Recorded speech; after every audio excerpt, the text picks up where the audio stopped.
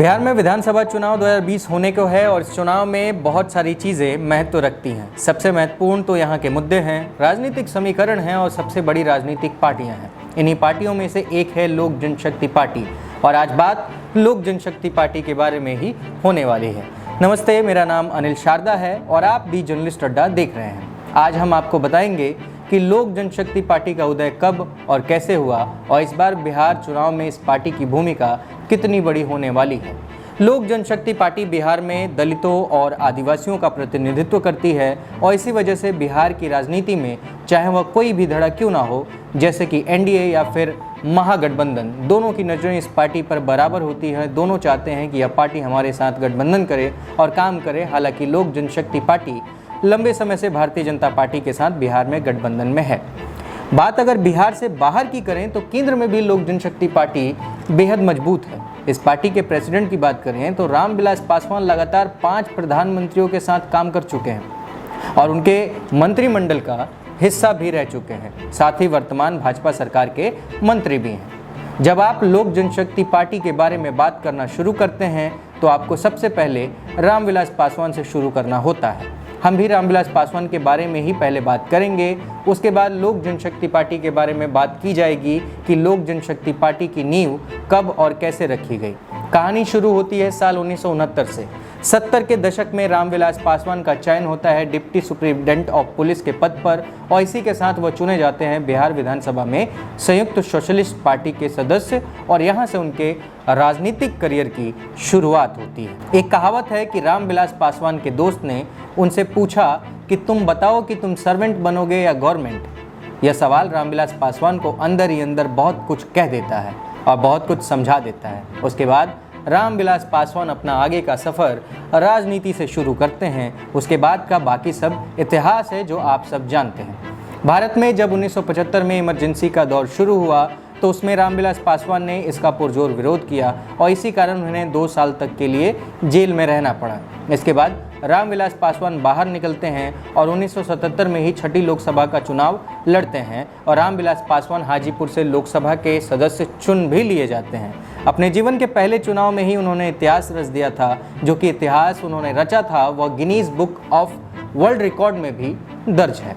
क्या था वह इतिहास, तो जान लीजिए कि उन्होंने जनता पार्टी के टिकट पर हाजीपुर से चुनाव लड़ा था। इस चुनाव में उन्होंने अपने प्रतिद्वंदी को 4,24,545 वोटों से हराया था और यह किसी भी चुनाव में अपने प्रतिद्वंदी को हराने के लिए सबसे बड़ा मार्जिन था।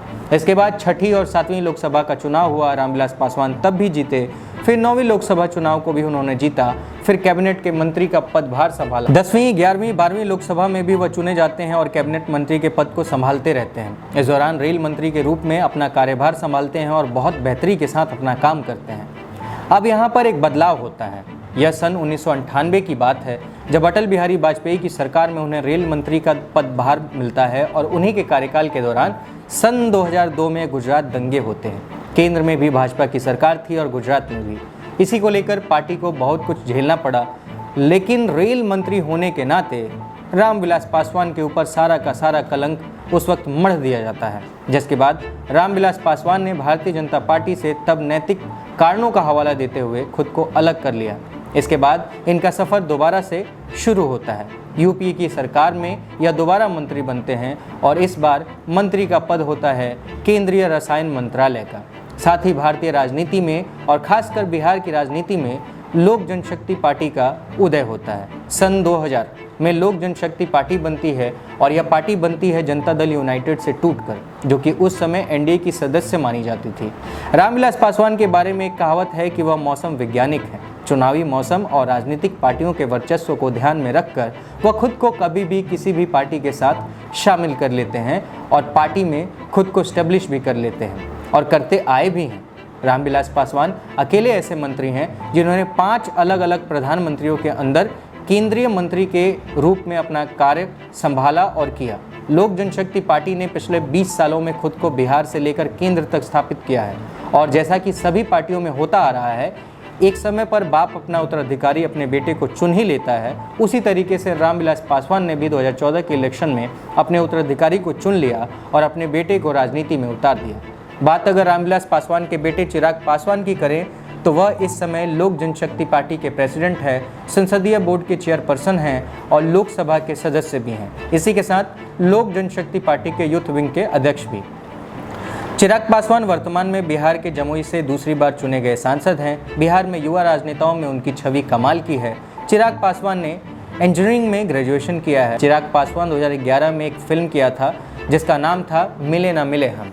भले इस फिल्म का नाम आपके जहन में नहीं होगा, लेकिन यह फिल्म बॉक्स ऑफिस पर सुपर फ्लॉप हुई थी। हालांकि यह बात और है कि इस फिल्म के लिए उन्हें सुपरस्टार ऑफ टुमारो कैटेगरी का नॉमिनेशन हासिल हुआ था। इस फिल्म की एक और ख़ास बात यह है कि इस फिल्म में उनके ऑपोजिट कास्ट की गई थी कंगना रनावत, जो वर्तमान में बहुत ही ज़्यादा चर्चे में है। खैर, हम कंगना की बात नहीं करेंगे, वापस चिराग पासवान पर आएंगे। चिराग पासवान के राजनीतिक जीवन में बहुत ज़्यादा उतार चढ़ाव देखने को नहीं मिला, या यूँ कह लीजिए कि उतार तो देखने को मिला ही नहीं, सिर्फ चढ़ाव ही देखा गया है। चिराग पासवान की पार्टी बिहार में दलितों की और आदिवासियों की पार्टी मानी जाती है और फिलहाल यह पार्टी बिहार में सत्ताधारी एनडीए की एक सहायक साथी है। चिराग पासवान के अलावा अगर बात करें दूसरे की होल्डिंग पर्सन की, तो वह है प्रिंस राज। प्रिंस राज बिहार में लोक जनशक्ति पार्टी के प्रदेश अध्यक्ष हैं। प्रिंस राज चिराग पासवान के चचेरे भाई और रामविलास पासवान के भाई रामचंद्र पासवान के बेटे हैं। प्रिंस राज पहले उनके पिता रामचंद्र पासवान बिहार के समस्तीपुर से 16वीं और 17वीं लोकसभा के सदस्य भी रह चुके हैं। वर्तमान में प्रिंस राज उन्हीं की सीट से सांसद हैं। लोकसभा में इस पार्टी के पास 6 सीटें हैं, तो वहीं राज्यसभा में भी 1 सीट है और बिहार विधानसभा में सिर्फ 2 ही सीटें हैं। इसी के साथ बात करें दूसरे राज्यों की, तो मणिपुर विधानसभा में भी 1 सीट लोक जनशक्ति पार्टी के पास है। पिछले बिहार के विधानसभा चुनाव की बात करें तो 42 सीटों पर पार्टी ने अपने उम्मीदवारों को उतारा था, लेकिन सफलता में सिर्फ 2 ही सीटें हाथ लगी थीं। अभी के चुनाव की बात करें तो एनडीए में लोक जनशक्ति पार्टी और जनता दल यूनाइटेड के बीच घमासान चल रहा है। खबर यह भी है कि लोक जनशक्ति पार्टी जनता दल यूनाइटेड के खिलाफ 143 सीटों पर अपने उम्मीदवारों को उतारने के फिराक में है। अब देखना यह है कि आगे होता क्या है। लोक जनशक्ति पार्टी ने यह निर्णय तब लिया है जब जनता दल यूनाइटेड ने हिंदुस्तानी आवाम मोर्चा की बिहार में दलितों की एक और पार्टी मानी जाती है, जिसके मुखिया जीतन राम मांझी, जो पूर्व मुख्यमंत्री भी हैं, को अपनी पार्टी में शामिल कर लिया है। लोक जनशक्ति पार्टी में नाराजगी इस बात को लेकर है। वैसे यह निर्णय लिया गया है कि अगले चुनाव में लोक जनशक्ति पार्टी के लिए क्या स्थिति होती है, ये सामने देखने को मिले। लेकिन अभी जिस तरीके से चिराग पासवान अपनी पार्टी को संभाल रहे हैं और जिस तरीके से नेतृत्व कर रहे हैं, यह साफ हो जाता है कि जितने भी राजनीतिक के गुण हैं उन्होंने बखूबी अपने पिता से हासिल किए हैं और उन्हीं की राह पर चल रहे हैं। अब की राजनीति की बात करें तो चिराग पासवान को दूसरे मौसम वैज्ञानिक के रूप में भी लोग खड़ा कर रहे हैं। अब फाइनल बात यह है कि आने वाला समय बताएगा कि चिराग पासवान 143 सीटों पर बिहार के चुनाव में अपने उम्मीदवारों को खड़ा करते हैं या फिर एनडीए के साथ मिलके इस लड़ाई को लड़ते हैं और भाजपा के समझाने के बाद समझ जाते हैं। फिलहाल इस वीडियो में इतना ही। मेरा नाम अनिल शारदा है। आप भी जर्नलिस्ट अड्डा देख रहे थे। बहुत बहुत शुक्रिया।